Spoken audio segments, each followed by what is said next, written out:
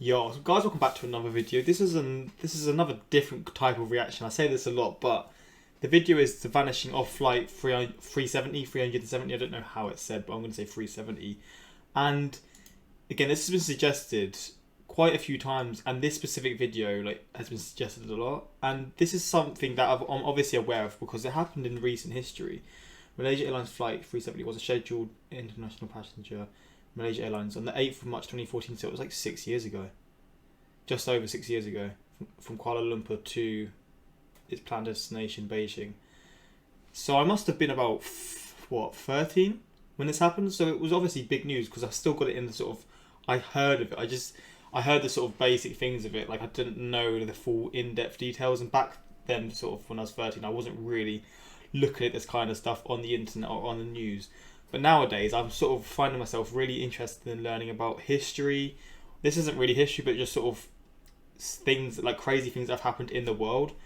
And I feel like there's a lot of conspiracy theories about this. So like some sort of conspiracy theories and all that. But yeah, I'm intrigued in this. And I know it's a bit different, so it may not be everyone's cup of tea. But if you do go on to enjoy this, like the video, it helps you understand if you want more of this stuff. And also comment down below other things like this that you'd like to see, because again, I don't know how this is going to go down. I just saw quite a few people suggest this as a reaction, so I thought, well, why not? Because end of the day, my reactions are based on what you guys want me to see, and that's just how it is.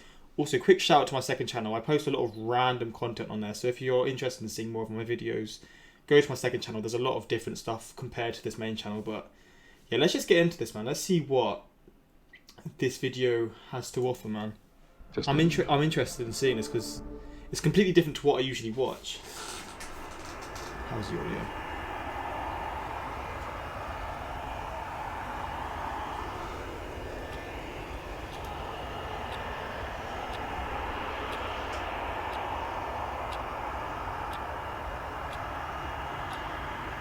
So it was an early hour of the morning, okay. I didn't actually know when it was either. 370, What time? Malaysia 370, standby. At Kuala Lumpur International Airport, a Boeing 777 is preparing for departure. Malaysian 370, request level. 370, we are ready, requesting flight level 350 to Beijing. Malaysian Airlines Flight 370 is a daily passenger flight between Kuala Lumpur, Malaysia and Beijing, China. So it happens a lot then, it's like a regular 370, flight. 32 right of takeoff. Nice. 42 minutes past midnight, Flight 370 is given clearance to depart. On board are Captain Zahari Ahmad Shah, First Officer Farik Abdul Hamid, 10 cabin crew members, and 227 passengers. Oh wow, 230. Malaysian 370. Oh my days. Malaysian 370, Lumpur radar, good morning, climb flight level 250. Morning, level 250, Malaysian 370. Malaysian 370, climb flight level 350. Level 350, Malaysian 370. Less than an hour into the flight, the plane is cruising over the South China Sea at an altitude of 35,000 feet. The night sky is clear and the weather is calm. So there's no like complications. Flight 370 is then instructed to signal air traffic control in Ho Chi Minh, Vietnam, as it is about to enter Vietnamese airspace. The flight controller in Kuala Lumpur says goodnight, with no sign that anything should be amiss. Oh my god. So you're telling me there was no sort of signals, nothing from the engine or anything like that? That's what scares me, man, because I've never been on a plane before. Sadly, I've never been on a plane, never been lucky enough to like go traveling, etc. So this type of stuff scares me a bit, because when I do finally start flying, it's going to be one of those things where I'm going to sort of be deep down, I'm going to be nervous as hell. Maintaining level 350. Malaysian 370. Malaysian 370, maintaining level 350. Malaysian 370. Malaysian 370, contact Ho Chi Minh 120.9, good night. Good night, Malaysian 370. And then 1 minute and 43 seconds later, the aircraft suddenly vanish from radar screens at Kuala Lumpur, Ho Chi Minh and Bangkok. This form of positional tracking depends on a signal being emitted by one of two transponders aboard a plane, and so its disappearance would suggest both transponders cease to function or the system was manually deactivated by someone on board. Suggesting possible. All subsequent attempts to contact and ascertain the whereabouts of Flight 370 are unsuccessful. The aircraft has seemingly vanished without a trace. After missing its scheduled time of arrival in Beijing some 4 hours later, Flight 370 is officially declared missing. And in the wake of that announcement, the most expensive search effort in aviation history is about to commence. Oh my days. The most expensive search. Oh my god. So there must have been millions pumped into trying to find. I guess that's because the sea is so big, isn't it? Like, there's such a vast area to search for. So they must have had to they must have looked everywhere around. I don't know my oceans, but like from like where it was initially and then sort of where it could have floated to. The search was initially concentrated around the location of the flight's disappearance between the South China Sea and the Gulf of Thailand. That's got to be hundreds The search of miles. area was soon expanded, however, after the Malaysian military disclosed additional information. Unlike the radar system employed by air traffic control, long-range military radar does not rely on transponders but use reflectance to track the position of aerial targets. A review of the data collected by the Malaysian military revealed that moments after contact with Flight 370 was lost, the aircraft had deviated from its scheduled flight path with a subtle turn to the right, followed by a prolonged turn to the left. Oh my days. The aircraft had then flown back towards and across the Malaysian peninsula before turning right near the island of Wait, Penang. what? It maintained this northwesterly heading until it escaped the radar's coverage. Over the next few days, the Strait of Malacca, the Andaman Sea, and the Bay of Bengal was scoured by a multinational fleet of aircraft and vessels, Oh my but there was days. no trace of Flight 370. Meanwhile, investigators began to analyze the aircraft's satellite communication records. Like all modern airliners, Flight 370 was equipped with a satellite communications terminal, or SATCOM, to send and receive transmissions to and from the ground. Prior to departure, the SATCOM terminal had logged onto the satellite network and established a connection with a ground station in Perth, Australia. What? That station then maintained a detailed record of all the incoming and outgoing traffic between it and Flight 370. Oh my... So they're saying that it could have went from there, then to Perth. But obviously they can't track it. But that is crazy. However that happened, that is unreal. I mean, again, I don't know if all of this is 100% proof, but I'm guessing a lot of this is like very strong, very, very strong evidence. Which is crazy. This is what it contained. Prior to the flight's disappearance over the That's South miles China away. Sea, everything appeared to be working as intended. Then, at some point during this portion of the flight, the SATCOM link was severed. For whatever reason, the terminal ceased to respond. But 3 minutes after the flight vanished over the Andaman Sea, the terminal requested to log back onto the network. The SATCOM link was successfully re-established and was not disrupted again until nearly 6 hours later, when the flight is presumed to have crashed due to fuel exhaustion. Oh my god. During these final hours, 2 attempts were made to contact the plane via satellite telephone. Both calls were acknowledged by the SATCOM terminal and would have been routed to the cockpit. Yet, they went unanswered. The terminal had also responded to 5 automatic status requests. In short, if the ground station had not heard from the aircraft in over an hour, it would transmit a signal to confirm the terminal was still online. While these transmissions did not contain any information about the flight's position, investigators were able to measure the distance between the satellite and the aircraft at the time of each transmission, based on how long it took those transmissions to be sent and received. This generated 7 rings of possible locations from which 7 of these transmissions are thought to have originated. By taking fuel consumption, speed, and other factors into account, flight path analysis indicated the most probable origin of the final transmission to be somewhere along this arc in the southern Indian Ocean. The search effort shifted accordingly, and as the region fell within the jurisdiction of Australia, the Australian government took charge of the operation. Over the next few weeks, the search area was progressively refined to account for oceanic drift as well as improved estimations of the flight path. But this part of the southern Indian Ocean is so remote it took 6 days just to get there. A new fleet... See, that's how you really just truly understand how they haven't found it. I'm pretty sure they haven't found the plane. Maybe we'll see they have, but at least at this point they haven't found any sort of sign, because it's just, there's so much of the ocean that we just haven't sort of looked at, and scientists don't really know about. But saying that, just getting to it in the first place is just not impossible, but it takes so much time. Is there like any small little islands nearby this area, or is this area completely just ocean? Because if that's the case, my God, Fleet of it must be aircraft and just vessels gradually ocean, covered right? more than 4.5 million square kilometers of ocean. What? But Flight 370 was nowhere to be found. Fuck me. That's for a long, long time as well. If the impact with the ocean had been sufficiently forceful, it was possible the resulting sound had been recorded by underwater listening devices known as hydrophones. Wait, they're a thing? This possibility was investigated, and 4 hydroacoustic monitoring stations had recorded something. This is going to be so weird. So you heard that little bit there. Oh, this is a big one. So there's a While the sign there. timing and direction of the sound were reasonably consistent with the final satellite transmission, the estimated origin was not. The sound was in all likelihood caused by nothing more than geological activity.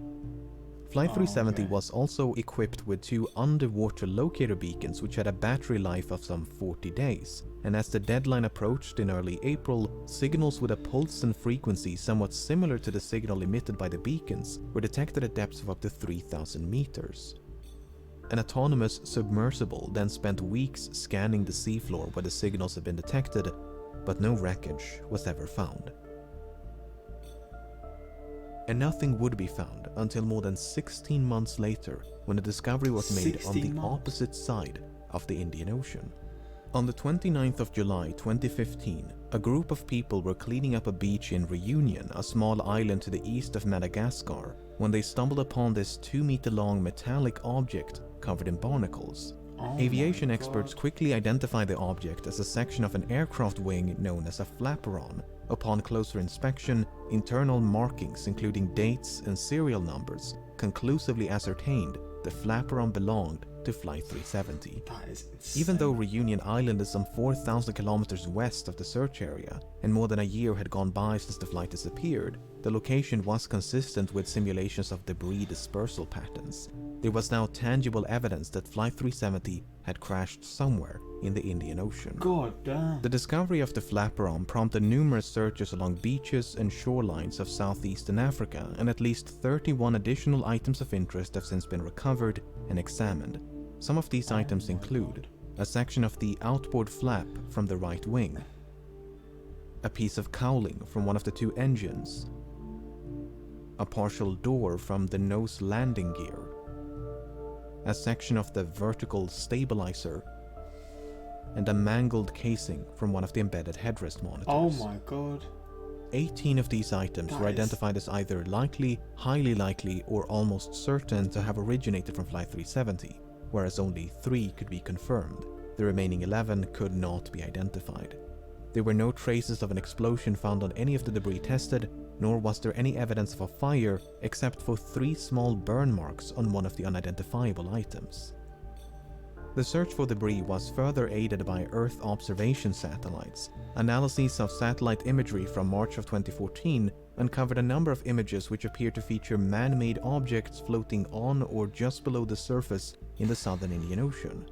However, the images were not nearly sharp enough to resolve any identifiable markings, and multiple searches notwithstanding, this debris was never recovered. A satellite image taken mere hours after the final transmission also captured what appeared to be a contrail some distance away from the search area. A later analysis, however, concluded it was most likely a shadow from a somewhat linear cloud formation. This is insane. This is insane, man. The underwater portion of the search continued for months and eventually years before it was finally suspended in early 2017, by which point some 120,000 square kilometers of seabed had been scrutinized. The search effort was then resumed by an American salvage company known as Ocean Infinity, but after more than a year of searching, they too came up empty-handed. Unless the final resting place of Flight 370 can be located, it may be impossible to determine exactly why it crashed. Nevertheless, there have been no shortage of theories. So this is where the theories come in, yeah? I'm intrigued to see what On the day of the ideas they disappearance, two of the passengers Theories. raised suspicion as they had boarded the flight with stolen passports, which immediately prompted concerns of a hijacking. But investigators were unable to link the two men to any terrorist organizations and soon determined they had traveled under false identities because they were seeking asylum, not due to any nefarious intent. Similar suspicions were raised when one of the passengers were identified as a flight engineer, who might have possessed the necessary expertise to take control of a Boeing 777. Apart from the 239 persons on board, Flight 370 carried nearly 11 metric tons of cargo. Among the items listed on the flight manifest was a shipment of lithium-ion batteries, which led some to suspect a fire might have broken out mid-flight. For instance, the crash of UPS Airlines Flight 6 in September of 2010 was the result of a fire that was ignited by a pallet of lithium-ion batteries. Jesus. Another potential source of ignition would be an electrical malfunction. The crash of Swiss Air Flight 111 in September of 1998 is thought to have been caused by a fire within the electrical wiring above the cockpit. The fire damaged and disabled multiple avionic systems, including the transponders and SATCOM. In the case of Flight 370, the sudden loss of communication and subsequent deviation from its scheduled flight path might have been a direct response to a fire. The two pilots may have turned back towards Malaysia to attempt an emergency landing at the nearest suitable airport. But no such attempt was ever made. Instead, Flight 370 kept going and remained aloft for another 6 hours. That is Some have theorized the crew might have been incapacitated by a sudden or gradual loss of cabin pressure. For instance, when Helios Airways Flight 522 failed to pressurize in August of 2005, the pilots quickly fell unconscious. Yet the aircraft continued to fly on autopilot for more than 2 hours until it ran out of fuel. What? Airline pilots are of course trained for such an event. In the event of cabin depressurization, an automatic system is designed to deploy oxygen masks to give the pilots enough time to perform an emergency descent to a more breathable altitude. The data recorded by the Malaysian military radar does indeed contain altitude information, but it is highly inconsistent. In fact, the Boeing 777 is incapable of performing the extreme altitude fluctuations recorded. At one point, the aircraft exceeded its maximum operating altitude by more than 15,000 feet, before making a 50,000 feet nosedive in less than a minute. Attempts to recreate these maneuvers on a flight simulator were unsuccessful, and thus the data was deemed inaccurate and unreliable. Just the thought of that though, what? If Flight 370 did lose cabin pressure at 35,000 feet, and the pilots were incapacitated before descending to a more oxygenated altitude, it might explain why the aircraft remained aloft for as long as it did. What is a bit more difficult to explain, however, are these alterations in heading. Flight simulations have established the aircraft must have been under manual control during the initial left turn, as the bank angle or inclination of that turn was beyond the limits of the autopilot. Subsequent turns, however, could have been either manual or automatic. But for the autopilot to have made these course corrections, someone with the requisite knowledge must have programmed it to do so. The only other alternative is that the aircraft was in fact under manual control. So they're saying, what I think they're saying, the pilots could have done it themselves, right? In late June of 2014, several news outlets reported that a special investigation had identified the captain of Flight 370 as a prime suspect. A search of the captain's home had uncovered a flight simulator which supposedly contained a suspicious route which ended in the southern Indian Ocean. At the time, there was no official acknowledgement that such a route had been recovered, and a lengthy public report issued by the Malaysian government in 2015 made no mention of such a discovery. Then, in 2016, confidential documents pertaining to a forensic examination conducted by the Royal Malaysia Police in May of 2014 was leaked to the media. These documents made it clear that such a route had not only been recovered, but thoroughly examined. Soon thereafter, the Malaysian government confirmed the existence of this simulated flight path, and this is what it looks like. Oh my god.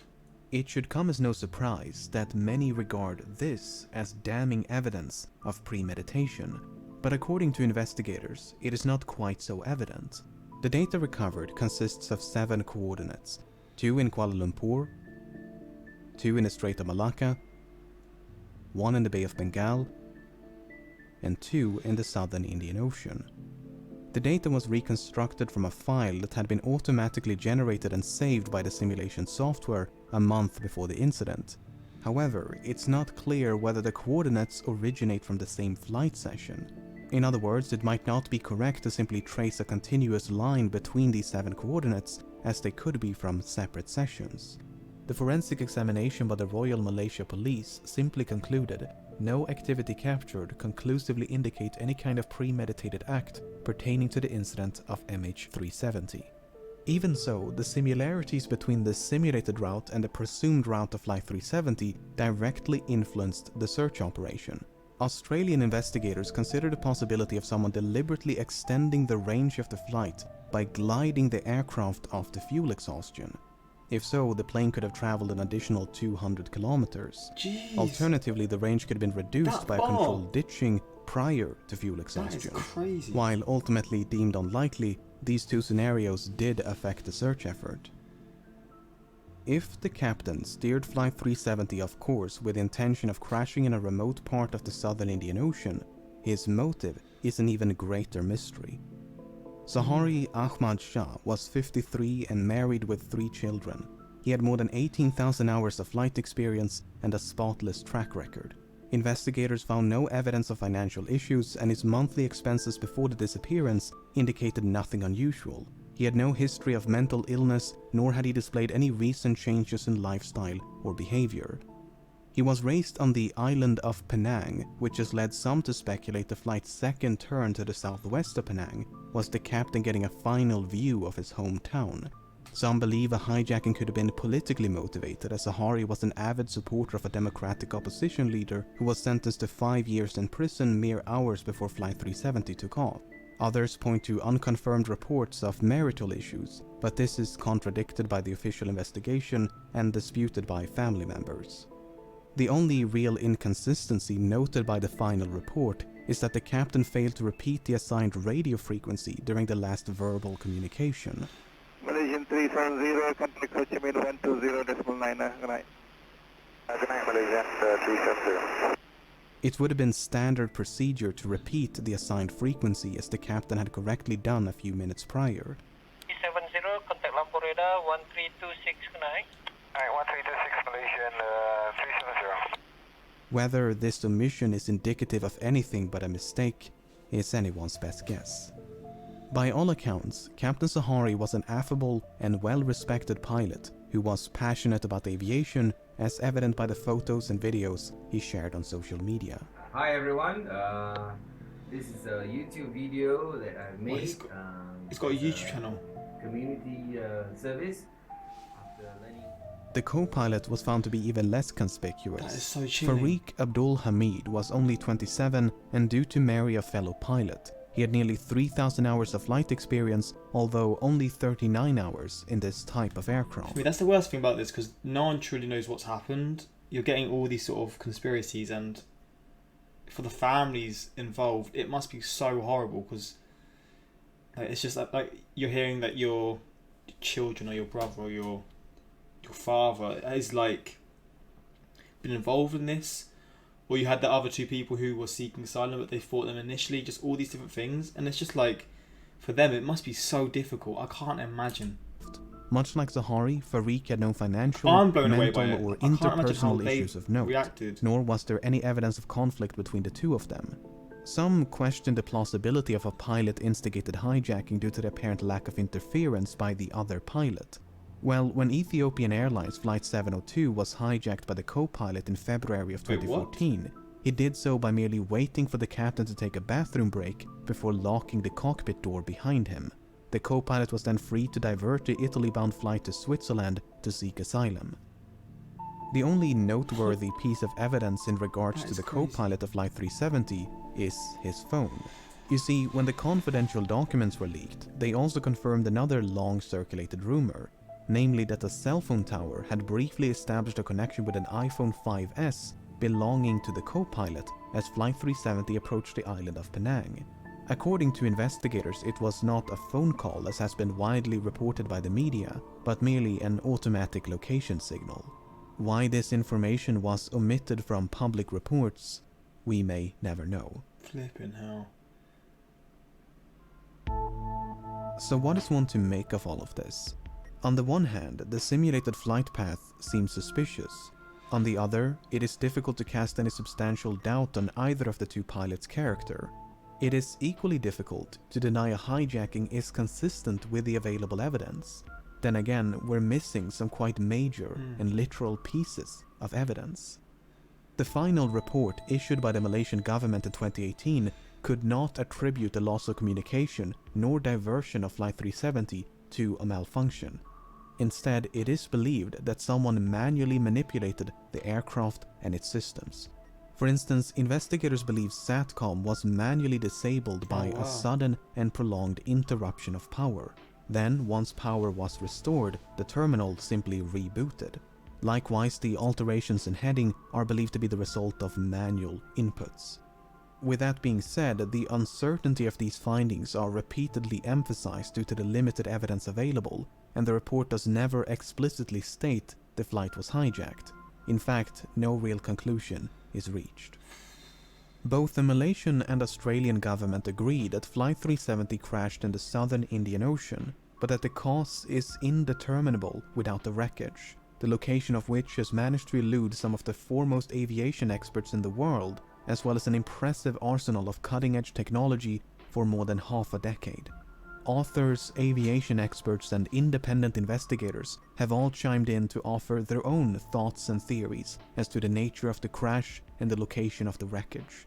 Some believe there was no crash, but that the aircraft was shot down by an American naval base in the middle of the Indian Ocean. Oh, wow. The satellite transmissions were then supposedly forged as part of a massive cover-up. Others believe the aircraft turned right towards India and traveled as far north as Kazakhstan, completely undetected. Debris was then supposedly planted along shorelines of southeastern Africa as part of a massive cover-up. Another theory suggests the aircraft was remotely hijacked and controlled by someone on the ground. While Boeing and other companies have experimented with technology that would allow for an aircraft to be remotely controlled, no commercial airliner is known to be outfitted with such a system. What the hell? Bro. On the less conspiratorial side, the assumption that Flight 370 flew in a straight line and at a constant speed after turning left towards the southern Indian Ocean might simply be incorrect. In early 2018, a French team of independent investigators proposed an alternate flight path, whereby an attempted landing on Christmas Island led to a crash site much further north than the region identified by the official investigation. While a surface search of this area was conducted about a week after the disappearance, the underwater phase never reached this far north. Oh wow. This video is a year old, right? As of the making of this video, the search operation has been suspended, but there have been talks of potentially resuming the search. For now, it seems, the vanishing of Flight 370 will remain a mystery. I mean, what a video. Shout out to this guy, man. LEMMiNO. Never seen your videos before, but this was an insanely in-depth video. So shout out to you. Give him some support if you haven't. I'm sure you guys know who he is already. Or who they are. I don't know if it's like a big company or not.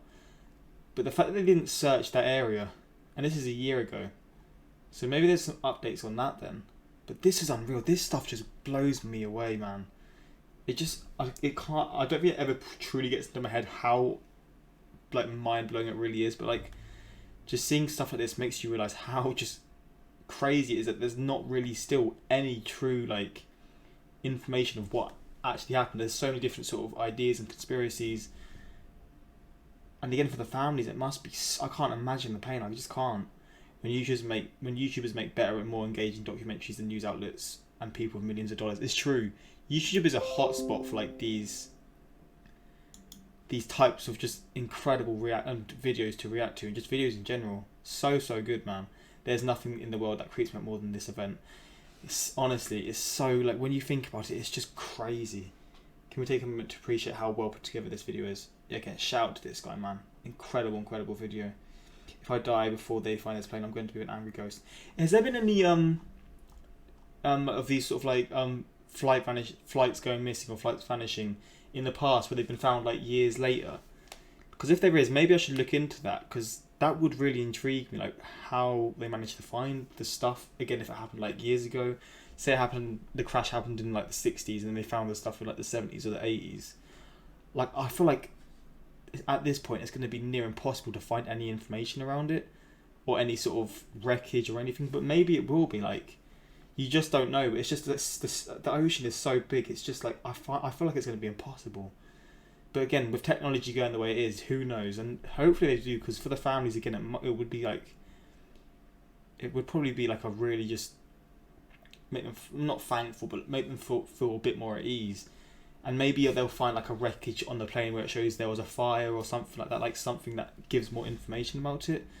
But yeah, this is a really like different type of reaction. But I really enjoyed learning about this. Obviously, I don't enjoy this kind of stuff, but it is interesting to see these things about what happens in the world and just videos like this in general. So I mean, if you want more stuff like this, let me know in the comments what sort of stuff somewhat related to this kind of content you would like to see, and I'll be sure to do so. But yeah, I hope you guys enjoyed. Until next time, like, subscribe, and peace.